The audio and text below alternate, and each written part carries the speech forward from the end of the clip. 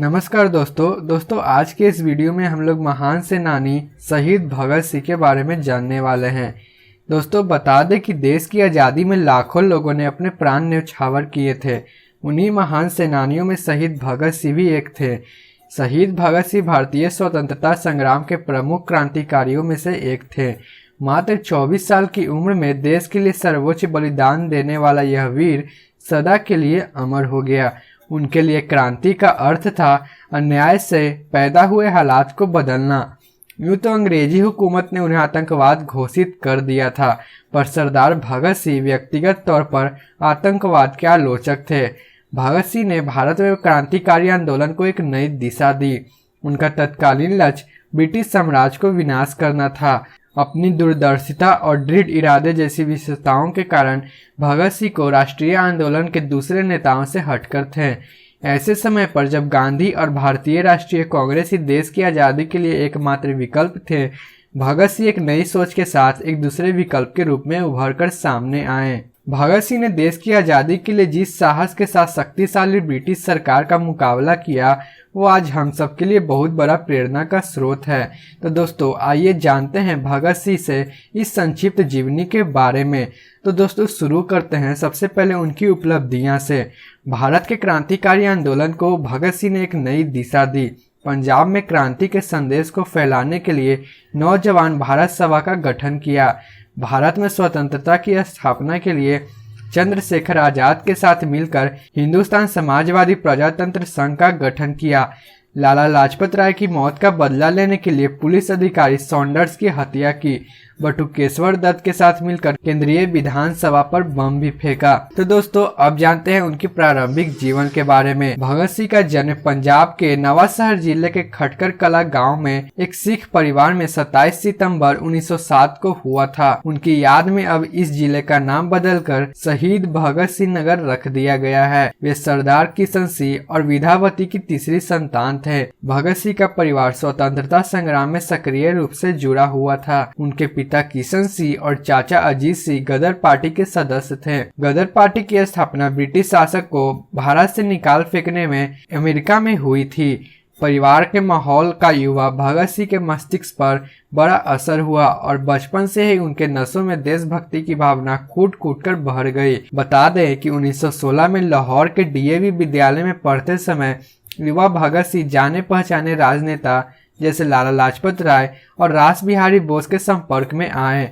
उस समय पंजाब राजनीतिक रूप से काफी उत्तेजित था। अमृतसर में 13 अप्रैल 1919 को जब जलियांवाला बाग हत्याकांड हुआ तब भगत सिंह सिर्फ 12 वर्ष के ही थे। जलियांवाला बाग हत्याकांड ने भगत सिंह की सोच पर गहरा प्रभाव डाला था। हत्याकांड के अगले ही दिन भगत सिंह जलियांवाला बाग गए और उस जगह से मिट्टी इकट्ठा कर इसे पूरी जिंदगी के लिए एक निशानी के रूप में रख लिया। इस हत्याकांड ने उनके अंग्रेजों को भारत से निकाल फेंकने के संकल्प को और सुदृढ़ कर दिया। तो दोस्तों अब जानते हैं कैसे अपनाया क्रांतिकारी जीवन। बता दें कि 1921 में जब महात्मा गांधी ने ब्रिटिश शासन के खिलाफ असहयोग आंदोलन का आह्वान किया तब भगत सिंह ने अपनी पढ़ाई छोड़ आंदोलन में सक्रिय हो गए। वर्ष 1922 में जब महात्मा गांधी ने गोरखपुर के चौरी चौरा में हुई हिंसा के बाद असहयोग आंदोलन बंद किया तब भगत सिंह बहुत निराश हुए। अहिंसा में उनका विश्वास कमजोर हो गया और वह इस निष्कर्ष तक पहुंचे कि सशस्त्र क्रांति ही स्वतंत्रता दिलाने का एकमात्र उपयोगी रास्ता है। उन्होंने जुलूसों में भाग लेना प्रारंभ किया तथा कई क्रांतिकारी दलों के सदस्य बने। अपनी पढ़ाई जारी रखने के लिए भगत सिंह ने लाहौर में लाला लाजपत राय द्वारा स्थापित राष्ट्रीय विद्यालय में प्रवेश लिया। यह विद्यालय क्रांतिकारी गतिविधियों का केंद्र था। काकोरी कांड में राम प्रसाद बिस्मिल सहित 4 क्रांतिकारियों को फांसी व 13 अन्य को कारावास की सजाओं से भगत सिंह इतने अधिक उद्ग्रीव हो गए कि पंडित चंद्रशेखर आजाद के साथ मिलकर उनकी पार्टी हिंदुस्तान रिपब्लिक एसोसिएशन से जुड़ गए। उसे एक नया नाम दिया गया, हिंदुस्तान सोशलिस्ट रिपब्लिक एसोसिएशन।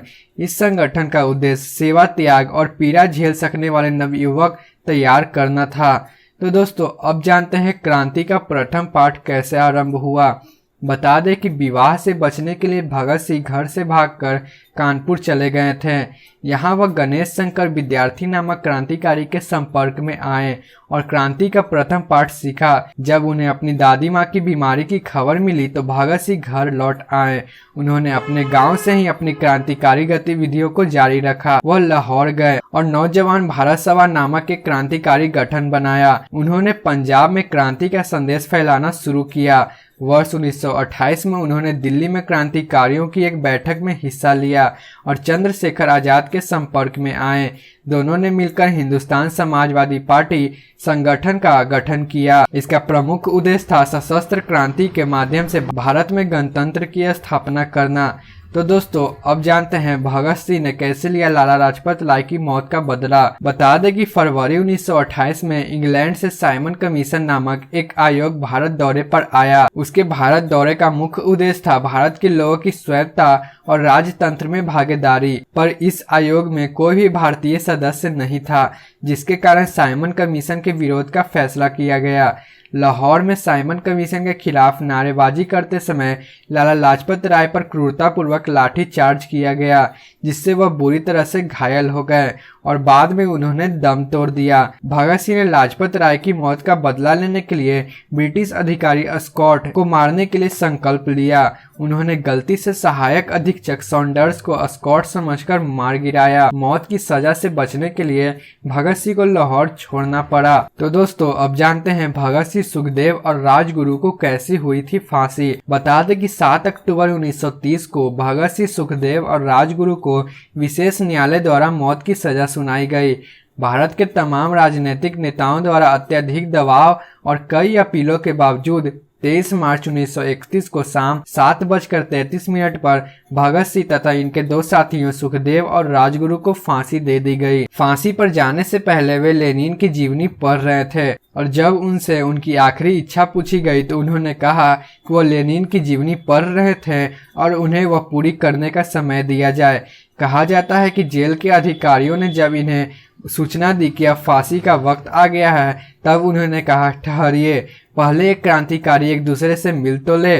फिर 1 मिनट बाद किताब छत की ओर उछालकर बोले ठीक है अब चलो। तो दोस्तों अब जानते हैं उनके व्यक्तित्व के बारे में। जेल के दिनों में उनके लिखे खतों व लेखों से उनके विचारों का अंदाजा लगता है। उन्होंने भारतीय समाज में लिपि व सहमुखी तथा हिंदी व अरबी उर्दू संदर्भ में विशेष रूप से जाति धर्म के कारण आई दूरियां पर दुख व्यक्त किया था। समाज के लिए कमजोर वर्ग पर किसी भारतीय के प्रहार को भी उसी सख्ती से सोचा जितना कि अंग्रेज के द्वारा किए गए अत्याचार को। भगत सिंह को हिंदी, उर्दू, पंजाबी तथा अंग्रेजी के अलावा बंगला भी आती थी, जो उन्होंने बटुकेश्वर दत्त से सीखी थी। उनका विश्वास था कि उनकी शहादत से भारतीय जनता और उद्विग्न हो जाएगी और ऐसा उनके जिंदा रहने से शायद ही हो पाए। आपको बता दें इसी कारण से उन्होंने मौत की सजा सुनाने के बाद भी माफीनामा लिखने से साफ मना कर दिया था। तो दोस्तों इसीलिए तो आज भी भारत और पाकिस्तान की जनता भगत सिंह को आज़ादी के दीवाने के रूप में देखती है, जिसने अपनी जीवनी सहित सारी जिंदगी देश के लिए समर्पित कर दी। शहीद भगत सिंह की जीवनी आपको कैसी लगी हमें कमेंट कर जरूर बताएं और इस वीडियो को शेयर करना ना भूलें। तब तक के लिए आपको बहुत बहुत धन्यवाद।